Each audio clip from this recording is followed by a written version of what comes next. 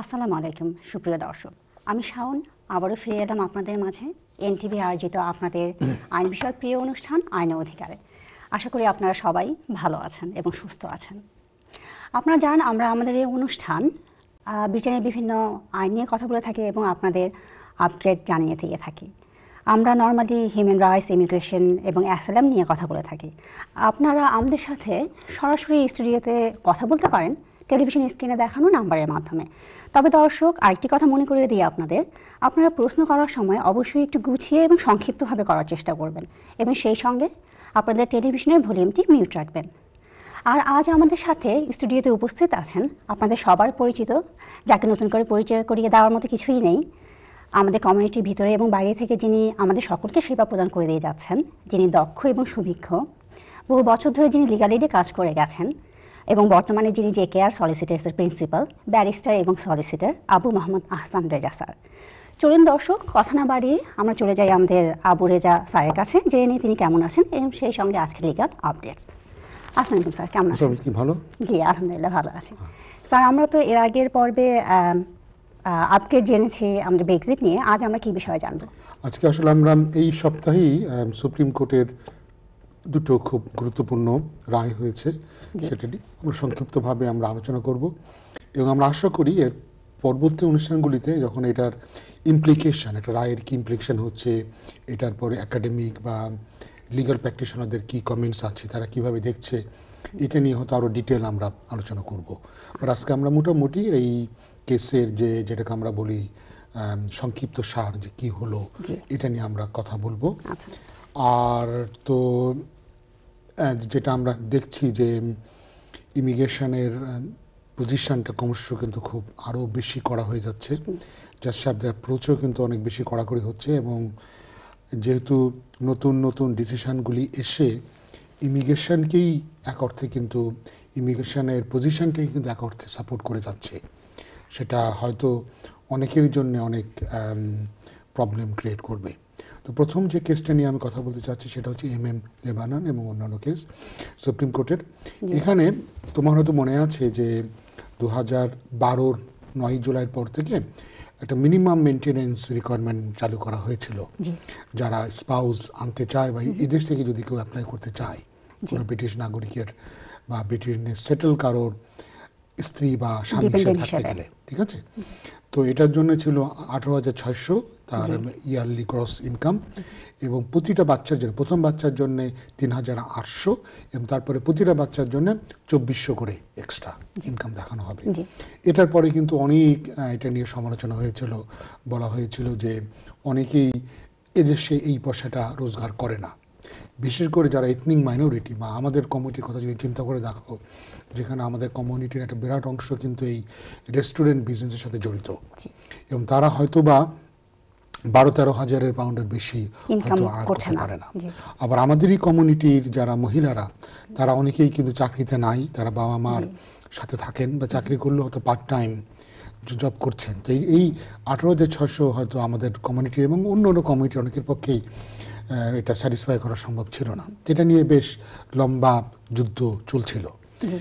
তো যুদ্ধ চলার পরে এই সর্বশেষ যে সুপ্রিম কোর্ট, দেশের সর্বোচ্চ আদালতে যে রায়টা আমরা পেলাম, তাতে কিন্তু আনফরচুনেটলি 8,600টাই বহাল রাখা হয়েছে। বলা হয়েছে যে এটাতে ঠিক হিউম্যান রাইটসটা ভায়োলেট করে না এবং তারা দেখিয়েছে ইউরোপের অন্য অন্য দেশে এবং ইউরোপিয়ান কোর্ট অফ হিউম্যান রাইটসের জাজমেন্ট, যেখানে বলেছে না যে কোনো স্টেট চাইলে এই স্পাউস আনার ব্যাপারে বা ফ্যামিলি মেম্বার আনার ব্যাপারে যদি কোনো মিনিমাম ইনকাম একটা কোয়ালিফিকেশন তারা ইন্ট্রোডিউস করে, এটাতে হিউম্যান রাইটস ভায়োলেট করে না। এটা ন্যাচারালি আমাদের জাস্টিফিকেশনটা দিয়েছে যে কেন তারা করছে না। তাদের কথা হচ্ছে যে এটা রাষ্ট্র চাইলে এটাকে তারা ইন্ট্রোডিউস করতে পারে এবং এটা কিন্তু জাজ সাহেব স্বীকার করে নিয়েছেন যে 8,600-র কারণে অনেক কাপেলই কিন্তু তারা অ্যাপ্লাই করতে পারছে না। এবং দেখো এটাতে যেটা মানে সবচেয়ে বড় যে অসুবিধা হচ্ছে এই যে এক্সেপশনটা আসছে, সেটা হচ্ছে যদি কেউ ডিসেবিলিটি লিভিং অ্যালাউন্স পায় বা কেয়ার অ্যালাউন্স পায়, সেক্ষেত্রে 18,600 দেখাতে হবে না। কিন্তু এখানে আমাদের কমিউনিটির মধ্যে একটা কিন্তু একটা ভুল ধারণা আছে, অনেকে মনে করে কি যে ডিসেবিলিটি অ্যালাউন্স পেলে আর ইনকামই দেখানো লাগবে না, অটোমেটিক হয়ে যাবে, এটা কিন্তু নয়। তখন পুরনো নিয়মে এটা কনসিডার করা হয়। পুরনো যে নিয়মটা ছিল যে অ্যাডিকুয়েট মেনটেন্যান্স আছে কিনা। তো এই জাজমেন্টের সবচেয়ে বড় যে জিনিসটা সেটা জাজমেন্টে কিন্তু থার্ড পার্টি সাপোর্টের ব্যাপারে কথা বলা হয়েছে। তুমি জানো যে 2012 পর থেকে কিন্তু থার্ড পার্টি সাপোর্টের কোনো ব্যবস্থা নাই। এর আগেই থার্ড পার্টি সাপোর্ট অ্যাকসেপ্ট করা হতো, মাঝে বন্ধ করা হয়েছিল। পরে আহমেদ মাহাদ নামে একটা কেসে রায় দেওয়া হয় যে না, থার্ড পার্টি সাপোর্ট নেওয়া হবে, তখন থার্ড পার্টি সাপোর্ট দেওয়া হচ্ছে, কিন্তু আবার 12-9 জুলাই থেকে বন্ধ হয়ে যায়। তো এখানে তারা যেটা জাজ সাহেব বলতে চাচ্ছে, যেহেতু কোনো এক্সেপশন নাই, কোনো ক্ষেত্রে এমন হতে পারে যেটা একটা আনজাস্টিফাইড রেজাল্ট প্রডিউস করতে পারে। ধরো থার্ড পার্টি যদি ইনভলভ হয় তাহলে না, ধরো তুমি একটা চিন্তা করে দেখো যে যদি আমার একটা সিচুয়েশন হয় যে একটা মেয়ে, সে তার বাবা মার সাথে থাকে, বাবা মার অরের সম্পত্তি আছে, বাবার হয়তো অনেক মান্থলি ইনকাম, কিন্তু নিজের ইনকামটা নাই। এখন বাবা যদি কমিটমেন্ট দেয় যে আমি প্রতি মাসে মাসে আমার মেয়েকে 2000 পাউন্ড করে দেবো এবং আমার সামর্থ্য আছে, তারা বলতে চাচ্ছে তাহলে এই অ্যাসুরেন্সটা কেন নেওয়া হবে না। মনে রাখতে হবে এই কোর্টের এই ভিউটা কিন্তু পিওরলি তাদের অবজারভেশন এবং তাদের রিকমেন্ডেশন। তারা কিন্তু সেক্রেটারি অফ স্টেটকে বাউন্ড করতে পারে না। ঠিক আছে, সেক্রেটারি অফ স্টেট কিন্তু এই রিকমেন্ডেশন মানতেও পারে, নাও মানতে পারে। এবার তারা যেটা বলছে যে মেনটেন্যান্স ছাড়া অন্য ক্ষেত্রে, যেমন ধরো অ্যাকোমোডেশনের ক্ষেত্রে থার্ড পার্টি সাপোর্টটাকে মেনে নেওয়া হচ্ছে। হ্যাঁ, যদি কোনো স্পন্সর তার নিজের বাসা না থাকে, কিন্তু তাকে যদি কেউ সাপোর্ট দেয়, না ঠিক আছে তোমার ওয়াইফ আসলে আমার বাসায় থাকতে পারবে, তাহলে কিন্তু এইটা থার্ড পার্টি সাপোর্টটা কিন্তু এখানে ইউজ করা হচ্ছে। সেক্ষেত্রে তারা একটা অ্যানালজি ড্র করে বলেছে তাহলে এক্ষেত্রে যেখানে অ্যাসুরেন্স থাকে, গ্যারান্টিড থার্ড পার্টি সাপোর্ট আছে, তাহলে সেটাকে কেন কনসিডার করা হবে না। কতগুলো এই যে ধরো এই লটা কত আনজাস্ট করতে পারে। ধরো এক ভদ্রলোক যার বয়স হচ্ছে 65-র উপরে, তিনি পেনশনে আছেন, তার পক্ষে কোনো জব পাওয়া সম্ভব নয়, কারণ তিনি পেনশনার। এখন এই ভদ্রলোক যদি বিয়ে করেন, তার স্ত্রী আনতে চান, তিনি তো কোনোদিনই আনতে পারবেন না, কারণ তিনি কোনোদিনই 18,600 ইনকাম করতে পারবেন না। মনে রাখো, 18,600 যদি তুমি ইনকাম না করো, তবে কিন্তু সেভিংস দেখাতে হয়। সেভিংসটা কিন্তু অনেক সেভিংসটা কি 16,000 পাউন্ড প্লাস যে পয়সাটা তোমার ইনকাম হচ্ছে না, সেটার 2.5 টাইমস। তার মানে তোমার যদি ইনকাম হয় 0, তবে তোমার 62,500 পাউন্ড সেভিংস থাকতে হবে 6 মাস ব্যাংকে। তো এখানে আরেকটা যেটা ইম্পর্টেন্ট পয়েন্ট তারা ডিসকাস করেছে, সেটা হচ্ছে যে বর্ডার একটা সেকশন 55, এটা যে বাচ্চার ওয়েলফেয়ার প্রমোট করার যে সেক্রেটারি অফ স্টেটের যে একটা কর্তব্য আছে, এবং সেখানে তারা বলেছে যে সেক্রেটারি অফ স্টেটের এই যে দায়িত্বটা, এটা শুধুমাত্র যে বাচ্চারা এদেশ আসছে তারা কিন্তু না, যারা বাচ্চারা বাইরে আছে। ধরো এমন একটা অবস্থা হলো যে এক ভদ্রলোক, যিনি হয়তো ব্রিটিশ, হ্যাঁ, এবং তিনি বাইরে গিয়ে বিয়ে করলেন, তার স্ত্রী তো ব্রিটিশ নয়, বাইরে তার একটা সন্তান হলো, এই সন্তানটা কিন্তু ব্রিটিশ, যেহেতু ব্রিটিশ ছিলেন, এবং বাচ্চা জন্মের সময় যেহেতু বাবা ব্রিটিশ ছিলেন, বাচ্চা ব্রিটিশ হলো। এখন উনি বাচ্চার মাকে উনি আনতে চাইবেন। বাচ্চার মাকে আনতে চাইলে ওনার 18,600 ইনকাম ওনাকে দেখাতে হচ্ছে, ওনার হয়তো ইনকামটা নাই। এবং যেহেতু উনি এই ইনকামটা ওনার নাই, উনি বাচ্চার মাকে আনতে পারছেন না, বাচ্চার মাকে আনতে না পারার কারণে বাচ্চাটাকেও আনতে পারছেন না। এত ছোট বাচ্চাকে উনি কি করে মা ছাড়া এদেশে আনবেন? তাহলে বাচ্চার যে একটা রাইট আছে যে বাবার সাথে থাকবো, মার সাথে থাকবো, একটা পরিবারের সাথে আমি থাকবো, এবং ব্রিটিশ বাচ্চা হিসাবে তার যে একটা রাইট আছে যে ব্রিটেনে থাকলে সে চাইল্ড বেনিফিট পায়, সে ফ্রি মেডিকেল ট্রিটমেন্ট পায়, সে ফ্রি এডুকেশন পায়, স্কুলে গেলে মিল্ক ভাউচার পায়, কত কিছু পায়। এখান থেকে সে বঞ্চিত হচ্ছে। তাহলে এটার জন্য কি সেক্রেটারি অফ স্টেটের কি কোনো দায়িত্ব নাই? এখানে যেটা জাজ সাহেবরা বলতে চাচ্ছেন যে এই সেকশন 55-এর যে দায়িত্বটা আছে, এটা কিন্তু ইমিগ্রেশনের রুলে পরিপূর্ণভাবে প্রতিফলিত হয়নি। তো এই সেকশন 55-এর ব্যাপারে যাতে secretary of state necessary amendment করেন রুলে, এই ব্যাপারে তারা একটা রিকমেন্ডেশন দিয়েছেন। আমরা বিরতির পরে হয়তো আরেকটা কেস হয়েছে আগরকায়ও, সেটা নিয়ে হয়তো আমরা বিরতি আলোচনা করব। অবশ্যই, ধন্যবাদ স্যার আপনাকে এত সুন্দর তথ্য জানানোর জন্য। আমাদের হাতে অনেক কলার চলে এসেছে, তো আমরা এখন চলে যাব আমাদের কলারদের কাছে। দেখি আমাদের সাথে কে আছেন প্রথম। হ্যালো কলার, আসসালামু আলাইকুম। হ্যালো হ্যালো, আমাকে শুনতে পাচ্ছেন? হ্যালো, আসসালামু আলাইকুম। ওয়ালাইকুম সালাম ভাইয়া, বলুন আপনার আমি প্রশ্নটি। শুনতে পাচ্ছি। আমার প্রশ্নটা হচ্ছে আমি 10 ইয়ার্স রুটে ভিসা পাইছি। 10 ইয়ার্স রুটে আপনি ভিসা পেয়েছেন? জি, জি, আচ্ছা। 10 ইয়ার্স রুটে ভিসা পাইছি। জি আমি এখন আমি চাইল্ড ট্যাক্সের এটা চাইল্ড বেনিফিট নিলাম। এখন আমি 24 আওয়ার্স কাজ করতেছি আর কি। জি তো এখন আমি ওয়ার্কিং ট্যাক্স ক্রেডিট অ্যাপ্লাই কিভাবে করবো? কারণ অনেক সলিসিটরকে জিজ্ঞেস করছি, ওনারা একবার বলেন পারবে, নিতে পারবো, একবার বলে পারবো না। আমি কোনো দেখুন মানে শিওর হতে আপনার পারতেছি না। আপনার আপনার যে বায়োমেট্রিক কার্ড, বিআরপি কার্ডই বলে দিয়েছে যে আপনি কোনো বেনিফিট ক্লেম করতে পারবেন কি পারবেন না। যদি আপনার কার্ডে বলে দেওয়া থাকে যে আপনি বিআরপি কার্ডে বলে দেওয়া থাকে আপনি কোনো বেনিফিট ক্লেম করতে পারেন না, তাহলে আপনি নিজে কোনো বেনিফিটই ক্লেম করতে পারবেন না। যেটা হতে পারে আপনার ওয়াইফ যদি এলিজিবল হন, দেন ওয়াইফ যদি ব্রিটিশ হন বা যদি সেটেল হন, তাহলে আপনার ওয়াইফ কিন্তু ক্লেম করতে পারবেন, সব বেনিফিট উনি কিন্তু ক্লেম করতে পারবেন, ঠিক আছে। কিন্তু আপনি আপনার নিজের নামে আপনি ক্লেম করতে পারবেন না। মনে রাখবেন যে চাইল্ড ট্যাক্স ক্রেডিট কিন্তু ফ্যামিলিকে দেওয়া হয়। অতএব আপনার ওয়াইফ যদি বেনিফিটটা পান তো আপনার ইনকামকেও কিন্তু তারা they will take into account. সেখানে আপনার কিন্তু কোনো অসুবিধা না, বিকজ অ্যাপ্লিকেন্ট হচ্ছেন আপনার ওয়াইফ।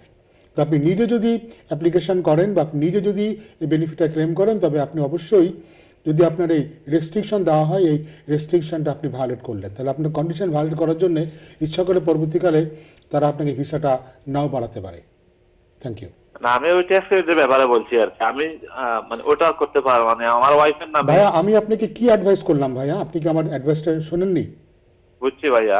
রাইট। আমি এটা বলতে চাচ্ছি যে ফর্ম যেটা আছে, ফর্মের তো এক সাইডে লেখা ইউ, এক সাইডে পার্টনার।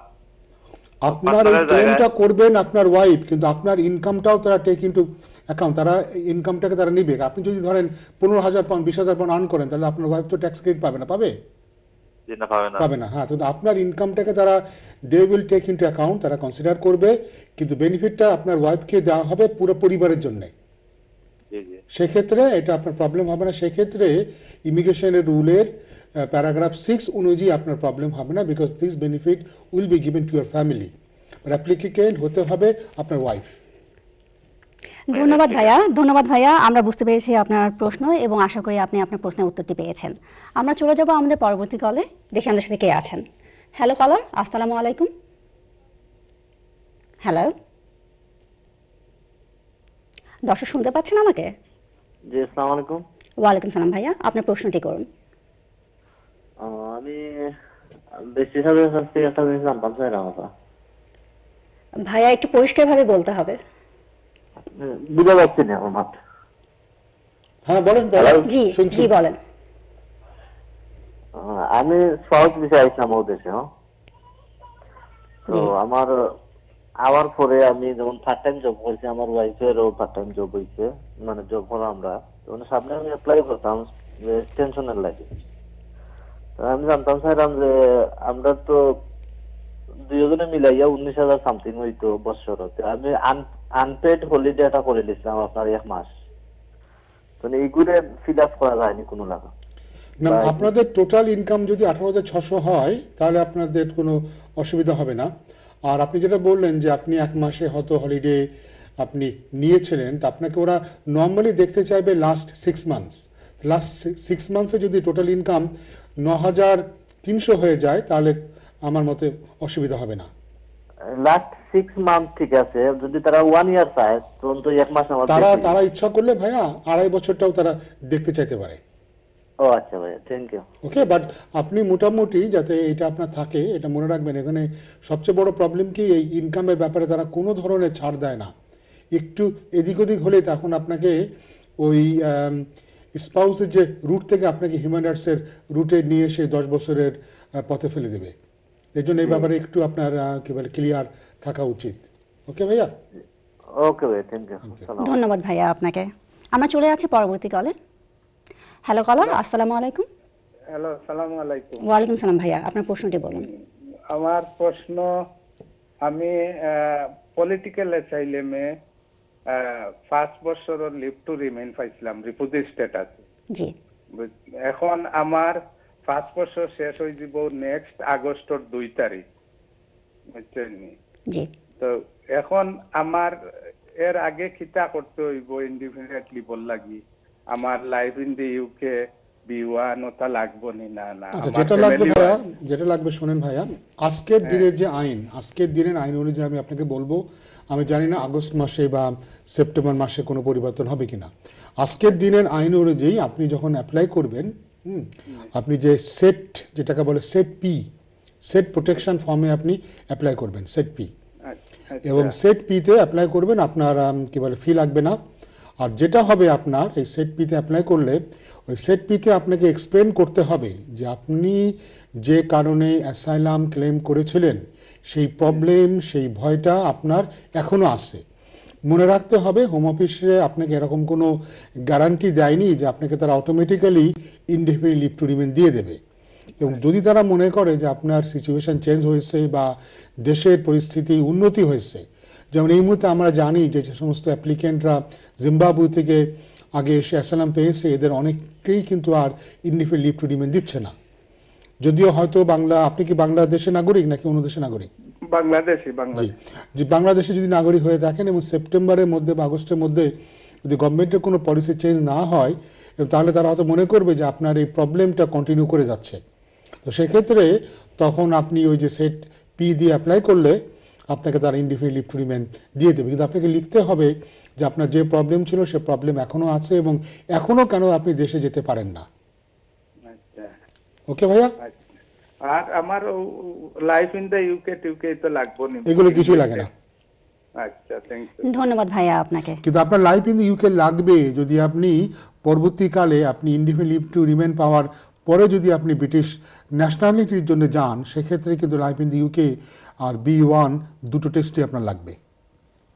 ধন্যবাদ ভাইয়া আপনাকে। আশা করি আপনি আপনার প্রশ্নের উত্তরটি পেয়েছেন। আমরা চলে যাচ্ছি নেক্সট কলারের কাছে। দেখি কে আছেন। হ্যালো কলার, আসসালামু আলাইকুম। হ্যালো, আসসালামু আলাইকুম। ওয়ালাইকুম সালাম ভাইয়া, বলুন। জি, আমার স্যারের কাছে একটা প্রশ্ন হইল কি, আমার হইল গিয়া 10 ইয়ার্স রুটে আমিও ভিসা পাইছি আমার ফ্যামিলির রাইটের উপরে। আমার বাচ্চা 3টা ব্রিটিশ। আমার 2.5 বছর করে 10 ইয়ার্স রুটে দিছিল। আমার 2.5 বছর শেষ হয়ে গেছে, আমি আরো 2.5 বছরের লাগিয়া অ্যাপ্লাই করছিলাম এক্সটেনশনের লাগে। এখন তারা আমার গত অক্টোবরও করছি, প্রায় 5 মাস হয়ে গেছে। এখন বায়োমেট্রিকও দিলাইছিলাম নিচে কিনে, ওর বাদে এখন কোনটা জানান না দেখিয়া আমি আমার সলিসিটার কইছে যে এমপিরে দিয়া পুশ করাইতাম, তো এমপিরে দিয়ে পুশ করাইছিলাম। তারা জানাইছে যে এগুলো তো কোনো রিজনেবল কোনো টাইম নাই, টাইম লিমিট নাই। তারা হয়তো আমি যে গ্রাউন্ডে করছি এই গ্রাউন্ডে তারা যে সময় সময় দেখবো। জি ভাই, এটা নিয়ে আপনার টেনশন করার কোনো কারণ নাই, কারণ এটা নর্মালি এই ধরনের এক্সটেনশন অ্যাপ্লিকেশনে নর্মাল টাইম হচ্ছে 6 মান্থস। আপনি 6 মান্থস পর্যন্ত আমার মনে হয় খোঁজাখুঁজি করার কোনো দরকারই নাই। আপনি যদি বেশি তাড়া ছিল তাহলে আপনি সেম ডে সার্ভিসে কেন গেলেন না? সেম ডে সার্ভিসে গেলে তো বর্তমানে আমার প্রবলেম তো হয়েছে কিতা ভাই, জি আমার প্রবলেম হয়ে গেছে, আমার নিজের ব্যবসা আছে, তো এখন আমার কোম্পানি বদলানি লাগে, অ্যাকাউন্ট করা লাগে, তখন এটা তো আমার পাসপোর্ট চাই। এখন আমার পাসপোর্ট বা ভিসা দেখতে চায় তারা, ভিসা দেখতে চাইলে ব্যাংকও বা মনে করো এটা আমার পাসপোর্ট তো হোম অফিস অনেকও মানতে রাজি নাই।